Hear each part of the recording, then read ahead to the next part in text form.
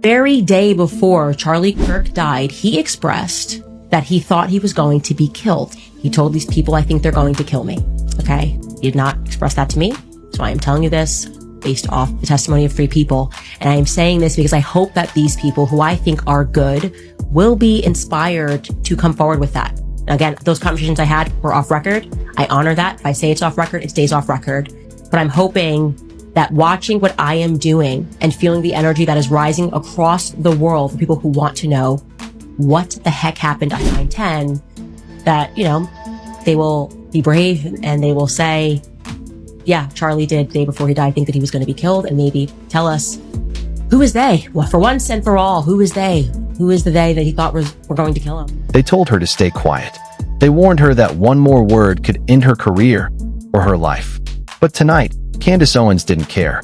The courtroom silence still rang in her ears as she stared into the camera, hands shaking, voice steady. "If I disappear after this," she said, "remember what I told you." The video was only 3 minutes long, but it was enough to make the internet explode. Because in it, Candace didn't just break a federal gag order, she named names.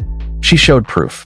She claimed Charlie Kirk's death wasn't an accident at all, but a government execution ordered from inside the very system they once defended. Within hours, her post vanished. Her accounts were deleted, but thousands had already downloaded the clip, spreading it everywhere. And now the question isn't whether she's telling the truth, it's how long she has before they come for her too. The other thing, they said that he took it apart and then put it back together again. Shut the fuck up. Do you know how much time it would take to do that if you were highly skilled? To disassemble a gun. To disassemble a rifle so that you can get it in a backpack. And by the way, not going to fit. Not going to fit. In a backpack. And then somehow or another reconnects it once he gets off the roof? What? This story is horseshit. None of these things make any sense to me. Like, you're telling me that this kid who's not military trained, this guy, first of all, how did he get to the roof? How come nobody was looking? How come nobody was there's a direct line of sight between where he's sitting and those roofs? You guys didn't check? You don't have a drone? That's insane. So he's on the roof, he shoots, he jumps from the roof, he jumps down 14. It started the night she got the call, the one that changed everything. Candace was home, lights off, scrolling through her notes for tomorrow's hearing when her phone buzzed. Unknown number. A voice on the other end whispered, "They know you're not staying quiet." Then the line went dead. She froze. Her lawyer had warned her that the gag order was airtight. One wrong word, he'd said, and they'll bury you in contempt charges. But Candace wasn't scared of prison. She was scared of the truth dying with her. She'd already seen too much. The flight records that didn't match the public report. The security logs scrubbed hours after Charlie Kirk's plane went down. And that one audio file, a shaky voicemail from Charlie himself. "If I don't make it, don't let them write my ending." That was the moment she knew the government's story was a lie. Online, her supporters were split. Some begged her to stop. "Candace, don't do this. They'll ruin you." Others flooded her DMs with encouragement. "We're with you.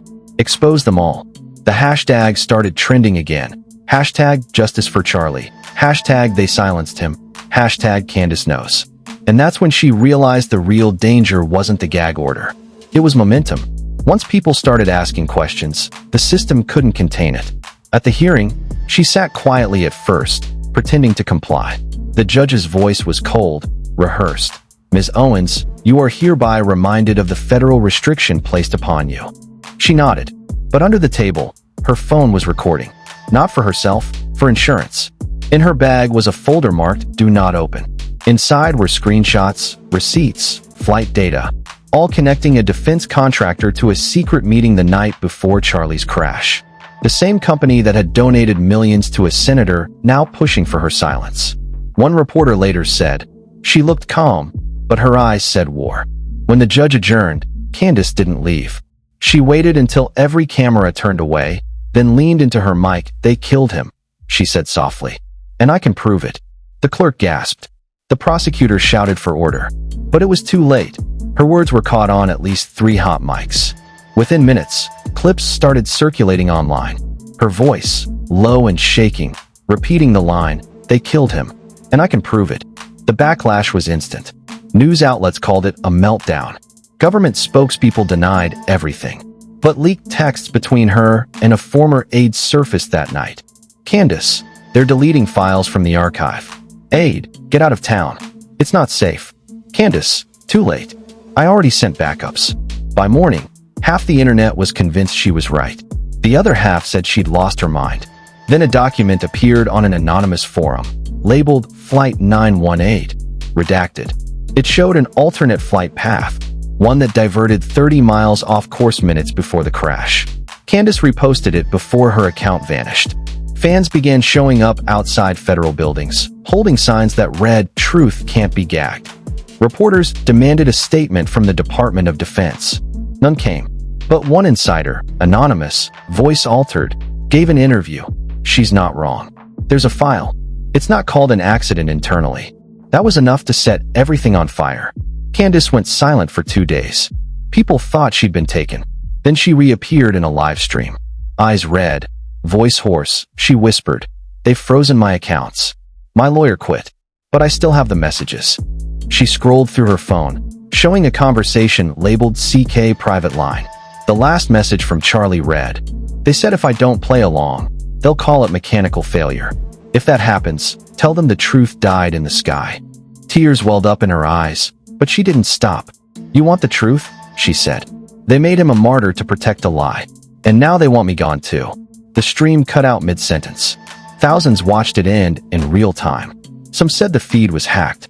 Others swore they heard knocking before it went black. And that's when the world finally realized this wasn't a theory anymore. It was a countdown. The world didn't sleep that night. Every major outlet replayed the final seconds of Candace's live stream, frame by frame, hunting for clues. Some viewers claimed to hear a second voice in the background, low, male, calm. Others said they saw a reflection behind her, someone standing in the doorway. But the government stayed silent. Her name was trending worldwide, but no one knew if she was alive. Then, out of nowhere, a Telegram channel called The Last Upload posted a single message. She sent this before the blackout. Attached was a voicemail. It was Candace's voice, quiet, terrified. They got to Erika. She confessed. Charlie's death was part of a cleanup operation, codenamed Project Veil. They said it was national security, but it's money. It's always money. A second later, a man's voice broke in. "You weren't supposed to know that." The recording ended in static. Within hours, screenshots began leaking. Messages between Candace and a man saved as R. They know about your folder. You need to disappear for a while. Candace, I'm not running. Not after what Charlie died for. You don't understand. He's not dead. That last line detonated the internet. People thought it was fake, AI generated. But then a grainy photo appeared on a private forum. A man who looked exactly like Charlie Kirk, thinner, older, stepping into a black SUV outside a military facility in Nevada. The post vanished within minutes. Still, it was too late. The seed was planted. Candace's allies started to turn on her. One by one, her colleagues released statements claiming she'd fabricated evidence. Even her closest political partner, the one who'd sworn to protect her at any cost, went on live TV, saying, "Candace needs help. She's being manipulated." But the next morning, a leaked email from that same man surfaced. The subject line read, "Contain Owens." Her supporters flooded the streets. "Chance of Project Veil is real," echoed across cities. Anonymous accounts began dropping fragments of government memos. One showed a list of 8 names, targets for information suppression. Charlie's name was there. Candace's was next. By the 5th day, journalists started vanishing. 2 of them, who had published Candace's files, deleted everything and left cryptic goodbye posts. Then a whistleblower emerged, a woman claiming to work in federal data management. Her statement was simple. Candace was right. Project Veil exists, and she wasn't supposed to survive this long. The statement ended with a chilling line. "She told me to say one thing before they erase her. Check the signatures." That night, someone leaked a final document, blurred, half-burned, marked top secret. It contained a single visible signature, the president's chief of staff. Underneath it, handwritten in blue ink, was a note, "Kirk neutralized. Owens next." Then, the servers hosting the file went offline. All at once, across the world. And just before the blackout spread, one message appeared on her dormant X account. No photo, no context. Only 6 words. Truth doesn't die, it hides. 3 weeks. That's how long the world went silent after the blackout. Every account that ever mentioned Project Veil vanished. Websites wiped clean. Journalists discredited. Channels deleted. Stories rewritten. It was as if the internet itself had been scrubbed.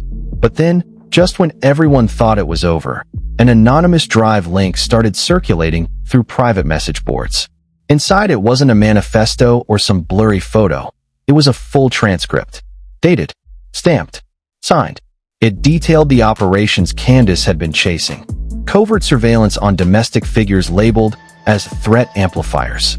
Charlie Kirk's name was listed under Asset Extraction, Phase 2. The file ended with a redacted paragraph, except for one sentence that sent chills through everyone who read it. Owens' disclosure will be neutralized via controlled narrative. People started asking, what does that mean? Controlled narrative? Was she silenced? Or rewritten? And then came the recording. A journalist from Prague uploaded what she claimed was Candace's final message, recorded on a secure line. Her voice was shaky but defiant. They think this ends with me. It doesn't. I've seen the files. Charlie didn't die. They reclassified him. They turned him. He's working for them now. Her tone shifted, almost breaking. He warned me not to dig deeper. He said, if you find the core, you'll stop believing in heroes. I thought he meant corruption, but he meant himself. That line alone tore through every corner of the internet. Because if Charlie wasn't killed, if he chose to switch sides, then everything Candace exposed wasn't a leak. It was bait. Within days, supposed new footage surfaced. Charlie, alive, speaking at a closed-door government event. His hair grayer, his voice lower, but unmistakably him. He talked about reclaiming truth through order. And in one freeze frame, his badge caught the light. Homeland Strategic Operations Division. People froze the image, zoomed in, enhanced it, and that's when they saw it. The project logo embroidered just below the seal. Veil. Everything shifted after that. Some said Candace planned it all, to wake people up by showing how deep manipulation could go. Others swore she'd been replaced, her recordings AI forged to spark outrage. But those who followed her the closest knew one thing. She never stopped warning people to check the signatures. So someone did. A team of data archivists traced the leaked government documents through layers of metadata. What they found broke the story wide open. The files weren't uploaded from DC, or Nevada, or any government server. They originated from a small, encrypted satellite hub stationed off the coast of Alaska, registered under a name long thought to be defunct. Candace Communications, LLC, meaning she had been feeding the leaks herself. After the gag order. After she vanished. But how? The last clue came days later. A short, eerie clip posted under a new channel with no subscribers. A dark screen. A faint hum. Then her voice, steady, calm, familiar. You wanted the truth. But the truth wants you too. Look closer at who benefits when both sides burn. They call it protection. I call it purgatory. Then silence. Just before the clip ended, the faint sound of static shaped into 6 whispered words. The same she'd posted before the blackout. Truth doesn't die. It hides. After that, no one heard from her again. No confirmations. No sightings. Only theories. Some say she's living off-grid, still leaking from the shadows. Others believe she became part of the very system she tried to destroy, rewritten into compliance. But there's a third theory, the one her followers whisper when no cameras are rolling. That Candace Owens is still out there, alive, waiting for the world to realize what she already did. That the Real killers were never in government. They were the storytellers who controlled what we believed. So, was Candace Owens silenced, or did she outsmart the system that tried to erase her? We watched her expose secrets no one dared touch, vanish without a trace, and somehow still leave a voice that keeps echoing across the dark web. But the real question isn't where she is, it's who's still helping her. Because new whispers are surfacing, a second folder, a deeper archive, labeled Project Veil, Continuation. If you think this story ends here, you're wrong. The next leak could change everything we thought we knew about Charlie Kirk, and what really happened the night he died. Drop a comment if you want me to uncover the leaked call they said never existed. Share this before it disappears again, because the moment they realize we're still talking about her, the blackout starts all over. So, was Candace Owens silenced, Or did she outsmart the system that tried to erase her? We watched her expose secrets no one dared touch, vanish without a trace, and somehow still leave a voice that keeps echoing across the dark web. But the real question isn't where she is, it's who's still helping her. Because new whispers are surfacing, a second folder, a deeper archive, labeled Project Veil, Continuation. If you think this story ends here, you're wrong. The next leak could change everything we thought we knew about Charlie Kirk and what really happened the night he died. Drop a comment if you want me to uncover the leaked call they said never existed. Share this before it disappears again, because the moment they realize we're still talking about her, the blackout starts all over. If you think this story ends here, you're wrong. The next leak could change everything we thought we knew about Charlie Kirk and what really happened the night he died. Drop a comment if you want me to uncover the leaked call they said never existed. Share this before it disappears again, because the moment they realize we're still talking about her, the blackout starts all over. So, was Candace Owens silenced, or did she outsmart the system that tried to erase her? We watched her expose secrets no one dared touch, vanish without a trace, and somehow still leave a voice that keeps echoing across the dark web. But the real question isn't where she is, it's who's still helping her. Because new whispers are surfacing, a second folder, a deeper archive, labeled Project Veil, Continuation. If you think this story ends here, you're wrong. The next leak could change everything we thought we knew about Charlie Kirk and what really happened the night he died. Drop a comment if you want me to uncover the leaked call they said never existed. Share this before it disappears again, because the moment they realize we're still talking about her, the blackout starts all over.